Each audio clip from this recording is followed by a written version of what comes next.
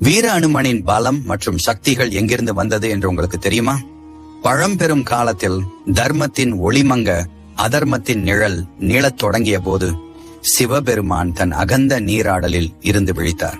அவர் மனதில் ஒரு எண்ணம்: ராமனுக்கு துணை நிற்க வேண்டிய வீரன், அஞ்சாத ஒரு சக்தி, பக்தியால் முழங்கும் ஒரு இதயம், அதை நான் என் துகளாகவே தர வேண்டும். அந்த நொடி சிவனின் தபம் தீ போல் எரிந்தது. அந்த தீயிலிருந்து எழுந்த ஒளித்துகள் தெய்வீக காற்றில் கலந்து வாயுதேவன் தன் கரத்தில் ஏந்திக் கொண்டார்.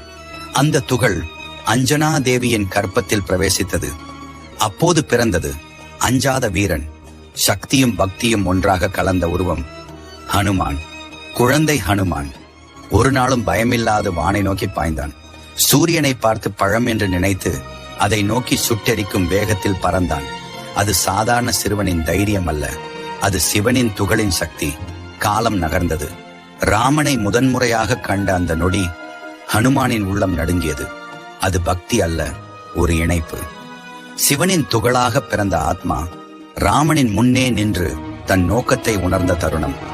லங்கையை எரித்த இரவு. அங்கே எரிந்தது அரண்மனை அல்ல, அரசனின் அகம்பாவம்.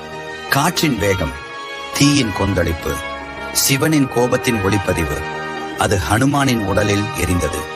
இதுதான் காரணம்.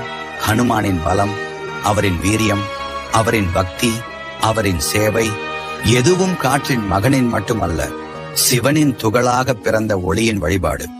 அதனால் தான் உலகம் உரைக்கிறது: ஹனுமான் சக்தியின் வடிவம், பக்தியின் உருவம், சிவனின் துகள்.